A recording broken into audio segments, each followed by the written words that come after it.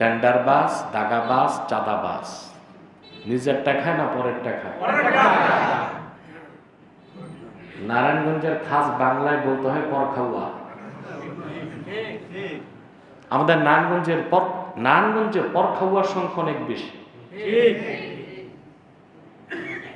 আগে আদমজি মিল যখন ছিল, এই গ্রামগঞ্জের মানুষগুলো শান্তিতে বেতন নিয়ে দেশে যেতে পারত না। এই এলাকার পরখাওয়া যেগুলো, এদের বাপ দাদা চুরি চামারি করে রেখে দিত টাকা। দাদাগুলো এই কাজ করছে, বাবাগুলো এই কাজ করছে, নাতিগুলো এই কাজ করতেছে। দোকানে চাঁদাবাজি, বাজারে চাঁদাবাজি, অটো, টেম্পো, রিক্সা, বাস, সব জায়গায় চাঁদাবাজি। এর চেয়ে বড় পরখাওয়া আছে নাকি? লজ্জাও তো থাকা উচিত। আরে বেটা, কাজ করে ভাত খানা হলে ভিক্ষা কর। মানুষেরটা লুটে পুটে খাওয়া, এগুলো তো সভ্য মানুষের কাজ না। এগুলো করতো চেঙ্গিস খানের নাতিপুতিরা, মঙ্গলরা করতো, লুটপাট করে খাওয়া।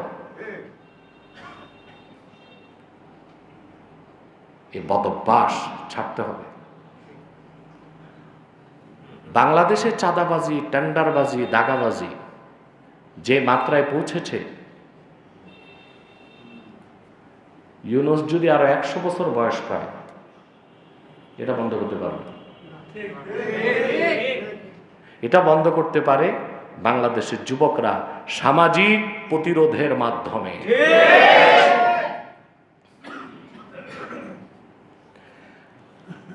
আমি আইনকে হাতে তুলে নিতে বলছি না। আমি বলছি যারা চাঁদাবাজি করে, দাগাবাজি করে, এদেরকে সামাজিকভাবে নির্বাসন করুন, বয়কট করুন, তাদের সাথে সম্পর্ক ছিন্ন করুন। দাওয়াত দিবেন না, তাদের দাওয়াত নিবেন না। এটা তো আপনার হাতে আছে। কথা বলেন।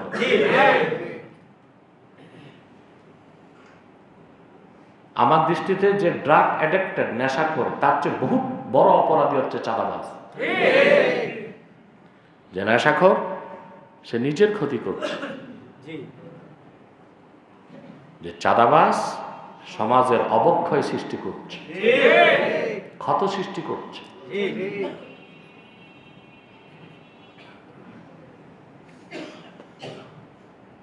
সম্মানিত সুধী, তা আমরা খাই, নিজেরটা বেশি খাই না, পরেরটা খাই। দাওয়াতে গেলে খুব খায়। বিয়ের দাওয়াত যেদিন আছে দুপুরে, সকালে নাস্তা করে না, টাকাটা পোষাবে। তারপর যে দাওয়াতে বসে, এই যে এক্সপ্রেস ট্রেনের মতো চলছে, পাশের লোক জিজ্ঞেস করে কেমন চালাইলেন, বলে আজকে বেশি পারি নাই, শরীরটা ভালো না। কি কি পারলেন? কি 10টা ব্রোস্ট, 8টা রোস্ট, 6 প্লেট পোলাও, 3 প্লেট জর্দা, 4 বাটি দই, 7টা কাবাব। বেশি পারে নাই আজকে। 8 গ্লাস বোরহানি। আজকে চলে নাই, শরীরটা ভালো না। শরীরটা ভালো থাকলে কি করতো? ও তো আসতো, ডেক চাটতো। এভাবে খাওয়া দাওয়া করলে মানুষ তো ভয়তে দাওয়াতই করবে না মানুষকে। বলেন, জান্নাত এমন এক জায়গা, সকাল থেকে সন্ধ্যা, সন্ধ্যা থেকে সকাল, মানুষ যা খাবে, একটা ঢেকুর দিবে, সব হজম হয়ে যাবে। খাওয়ার জায়গা তো ওখানেই। আল্লাহ আদম আর হাওয়াকে বললেন, ওয়াকুলা মিনহা রাগাদা, যা খুশি তা প্রাচুর্যের সাথে খাও। ওয়ালা তাকরাবা হাযিহি শাজারা, এই একটি বৃক্ষের কাছে তোমরা যেও না। এই তো ছিল আল্লাহর হুকুম। আদম আলাইহিস সালাম, হাওয়া সব মানছেন, এই একটা হুকুম মানতে পারেন নাই। তারা হইলেন অপরাধী। বেহেশতকে আল্লাহ তাদের দুজনকে কি করলেন? বহিষ্কার করলেন। অপরদিকে আদমকে সৃষ্টির পর আল্লাহ তাআলা ফেরেশতাদেরকে নির্দেশ করেছিলেন, ওখানে ইবলিসও ছিল। আল্লাহ বলেছিলেন, উসজুদু লিআদামা ফাসাজাদু ইল্লা ইবলিস। আদমকে সাজদা করো। সবাই সাজদা করলো, শুধু করলো না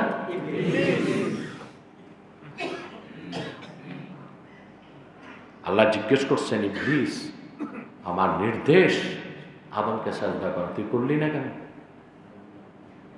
সে একটা যুক্তি দেখাইছে, মাবুদ আনা খায়রুম মিন, আমি তার চেয়ে উত্তম, খালাকতানি মিন নার ওয়া খালাকতাহু মিন তিন, আমাকে তুমি আগুন থেকে সৃষ্টি করেছ, তাকে সৃষ্টি করছো মাটি থেকে।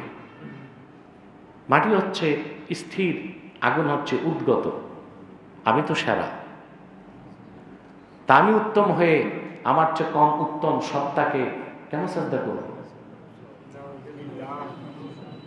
আল্লাহ তাআলা কোনো দলিল দেন নাই তাকে,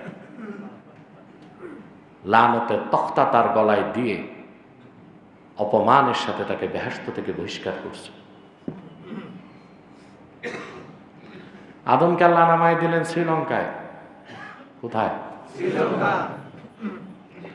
শ্রীলঙ্কা থেকে ভারতের সাথে সমুদ্র পথে একটা সেতু আছে, শ্রীলঙ্কা থেকে ভারত।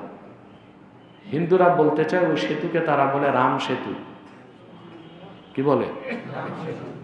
তাদের বিশ্বাস শ্রীলঙ্কা থেকে ওই পথে আদম আলাইহিস সালাম হিন্দে এসেছে, হিন্দ থেকে হেঁটে হেঁটে চলে গেছেন জেদ্দায়, সৌদি আরবে। কথা বুঝতেছেন? একটা সেতু আছে, এটাকে বিজ্ঞান বলে ন্যাচারাল ব্রিজ, প্রাকৃতিক সেতু। আসলে প্রকৃতি আবার কি? সব তো প্রকৃতির স্রষ্টার এশারায় চলে। সুবহানাল্লাহ। কাফের মুশরিক অবিশ্বাসী নাস্তিকদের এখানেই ব্যর্থতা, প্রকৃতির প্রশংসা করে প্রকৃতির স্রষ্টার কথাটা তাদের কলমে লেখা হয় না, মুখে বলা হয় না, চিন্তা করা হয় না মস্তিষ্কে।